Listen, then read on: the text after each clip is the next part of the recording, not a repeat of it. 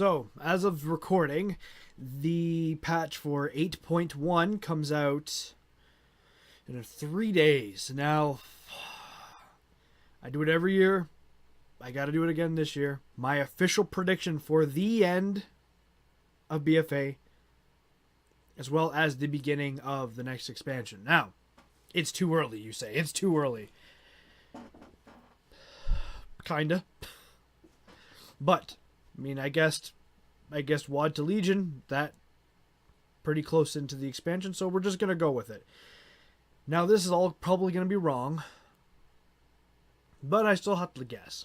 You got to make a guess. You just got to go with it.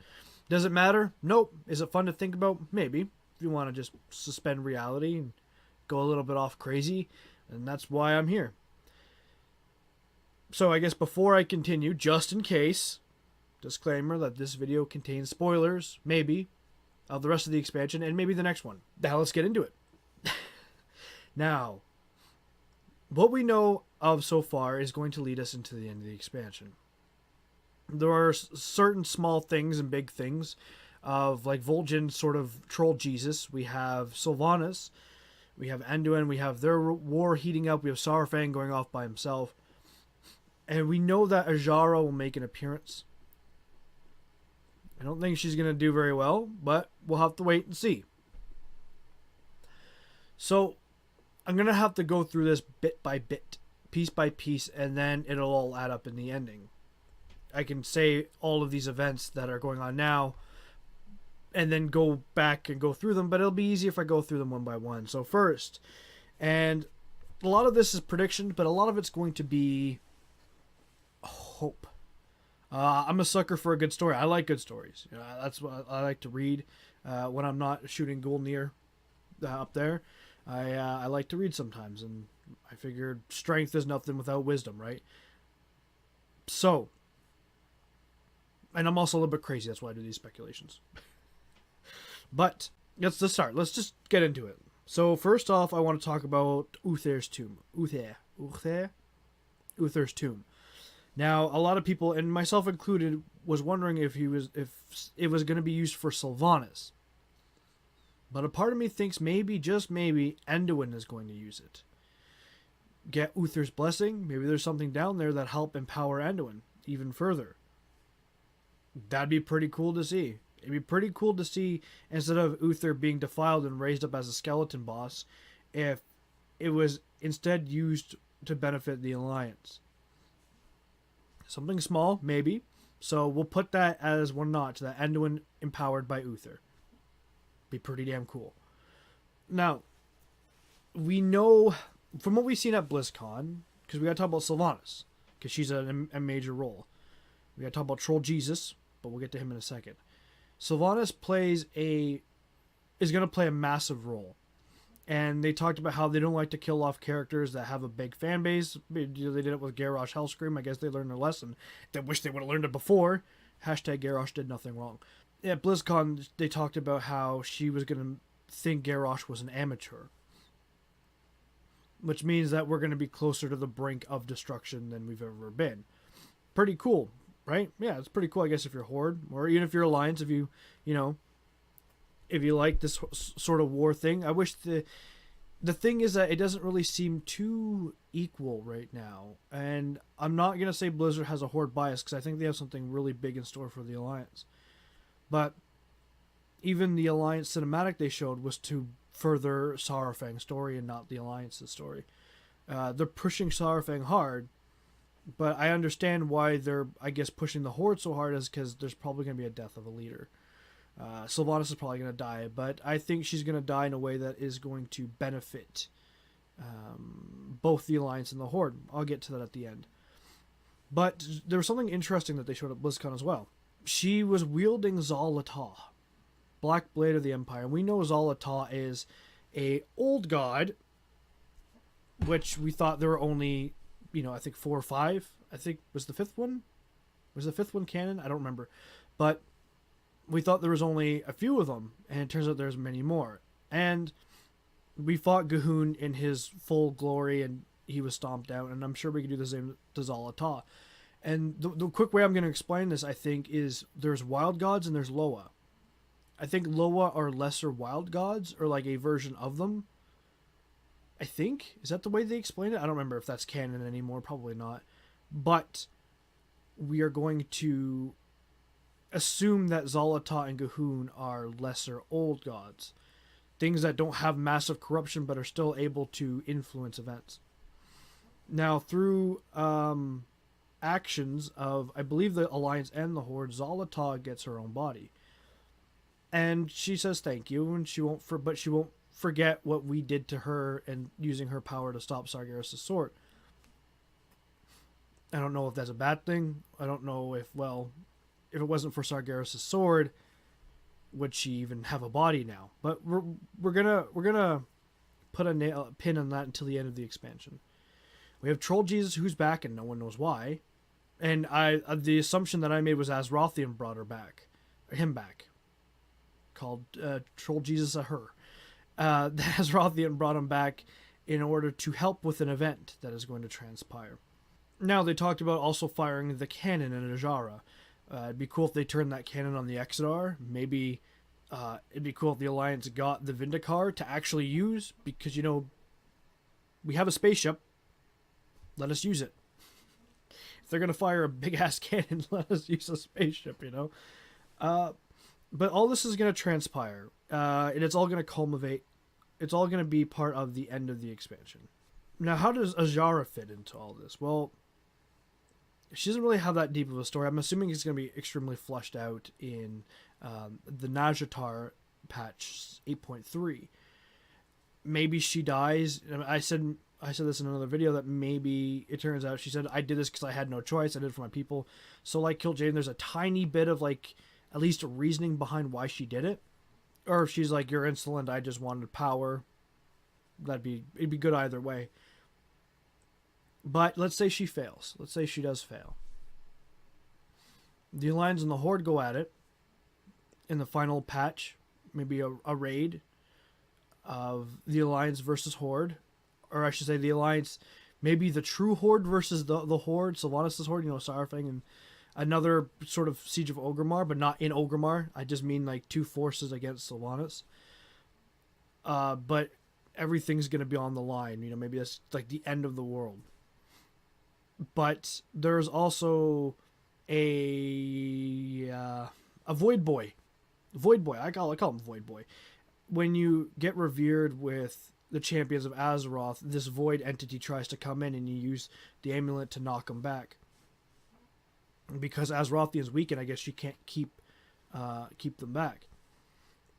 So I'm thinking he's going to play a part. Maybe he was able to sneak in. Maybe he found a way in. And that he'll be either the last boss or one of the last bosses in the final raid in the expansion. So, how is all of this linking up? Well, Sylvanas has a very powerful blade that's used to contain an old god. Now, you have to remember, Xal'atath is not nearly as powerful as N'Zoth is, and N'Zoth is the weakest of the main old gods. There's no way that blade is going to contain him, but perhaps if we band together, we can at least subside N'Zoth. His final prison's weakening. I think it's broken. I don't know if they ever confirmed if it was broken, but it's extremely weak. But couldn't the Black Blade, couldn't the Heart of Azeroth, couldn't Troll Jesus, couldn't they all fuse together and at least rebuild the final prison? At least giving us time to deal with N'Zoth. I think we'll fight a shadow of him. Maybe not an avatar, but like he'll break free out of his prison. Maybe we'll see just like a little bit of him, like maybe just some tentacles and like an eye or something. We'll hear his voice and things like that. But ultimately, we'll just barely save ourselves from annihilation. N'Zoth, I've said this before, N'Zoth seems to be a Sargeras-like character. And what I mean by that is he's not going to, they're not going to put all their cards on the table every single expansion. They're going to hype up N'Zoth, and he's always going to be a looming threat. Like Sargeras has always been a looming threat since Warcraft. So they don't want to put all their cards on the table. They're going to kind of ramp them up over the years, because there's a few other hints at expansions, and I can talk about that in another video. So what's unclear to me is the final raid and how it's going to look. Now, in Legion, I did the total opposite of the ending, so I'm going to give actually 2 endings to this expansion, just in case it's backwards. Now, Sylvanas is going to either notice that the final prison's right there, but nobody knows what to do, and she sees the black blade of the Empire. You know, she grabs it or whatever, and she sort of like sacrifices herself, because that was the point that Blizzard made in Legion, was she had to decide whether her life was worth it or her people's. And at least this would give her some actual good, loving reason to do every event that she did, which was for her people. Sylvanas' death in a sacrifice would be better than turning out she was corrupted by some other force. I could say, okay, well, that's kind of a good ending. It sucks for, you know, at least the Sylvanas fanboys would be like, oh, well, see, that's all she wanted was us. That's all she wanted was to help her people. She even sacrificed herself. But I don't know if they're going to kill her off. I don't see her living, but I don't see her being a raid boss either. I just think it would be a good idea if she ultimately made the final sacrifice. Maybe even Gen hops in there with her. Gen says, you know what? I've never trusted you, whatever, but I did this so my daughter could live, so my wife could live. And they both go down swinging together. That would be a good ending. You know, Gen and Sylvanas, just Gen thrashing things and Sylvanas shooting, and the darkness closes in and the final prison reseals around them or something. That'd be pretty cool. And they could come back as corrupted old people later, or maybe they just die. That's what I like to see. Probably not what's going to happen. Going crazy with it. What I foresee, though, is N'Zoth's final prison being rebuilt, or another prison being put in place. We use all the power of our necklace to reseal it, along with Troll Jesus, who was brought back for a reason. He wasn't brought back to just because we can say hi to him again. I don't think we're gonna see him in another expansion. I think they just wanted to give him a little bit more time to be in the game, so people could at least feel a little bit better about losing him. That we don't know what whispered to make Sylvanas. Maybe it was Sylvanas, maybe it was something else, and I see my screen flickering, and I don't like that. I'll have to deal with that later. Anyway, that's what I foresee. But you might ask yourself, well, where can the story go after? Well, N'Zoth is would be in a defeated state. He'd be angry. But he didn't lay all of his cards out on the table at once. He had a Jara, sure, but there was something else. Now, the reason I said Zalata, before I get into that other reason, the reason I said Zalata was going to be a little bit of a ally, was the enemy of my enemy. She helps us seal the final prison. At least she would have knowledge of where to find these sorts of things. Be pretty cool. Now, I think that Il'gynoth's Whispers takes course over a few expansions. The whole thing of the Lord of Ravens turning the key, I think that has to do with perhaps, again, the next expansion, which I'll talk about. But I think ultimately Zalata is going to help us. We're going to have to deal with her later, but again, what do we want? Do we want N'Zoth to be free, or do we not want to accept the help of another old god? Because they hate each other. You have to remember, they hate each other. And what poetic justice would it be to put her brother into a prison like he put into her? This kind of collates with Legion's End. You know, Illidan had a warden, and he was a prisoner for 10,000 years. How awesome was it that he became a jailer for somebody else for perhaps another 10,000 years? They're all about poetic justice, right? Now, this means that, well, we would seal N'Zoth, and here is where N'Zoth would start to push back. He has one card left to play, and perhaps this isn't the next expansion, but perhaps a few expansions from now, but I'm going to go under the assumption that the story will flow together. N'Zoth has a dragon to corrupt. Man, we've done the Chromie scenario. We know that Wrathion was supposed to appear in beta in the embassy, which I thought was going to be an allied race later, which he might still be. So let's continue that. Let's go to the Dragon Isles. Let's get allied races or a new race that are dragonkin. Let's get that. Maybe a dragon class race, or a playable class, I should say, not a race. Dragonkin class, dragonkin race. Let's get that. Or maybe not, and we'll just kind of go into the story. So N'Zoth begins to complete the circle. And Wrathion decides to complete his father's experimentations. Or perhaps simply why his father completed his experimentations. Maybe Deathwing never trusted the old god. Maybe he was crazy, but not that crazy. That he created sort of a failsafe. This, of course, would piss off the Prime Designate, and he would continue a campaign against Wrathion, and perhaps Wrathion was like, no, I'm doing this for a good reason. Perhaps there is a facility in which that the Prime Designate can use to stop the dragons from having any power at all. You know, because the dragons fulfilled their destiny and they all lost most of their power. Or perhaps Morozond wanted this power, and he ends up manipulating events in order to do so.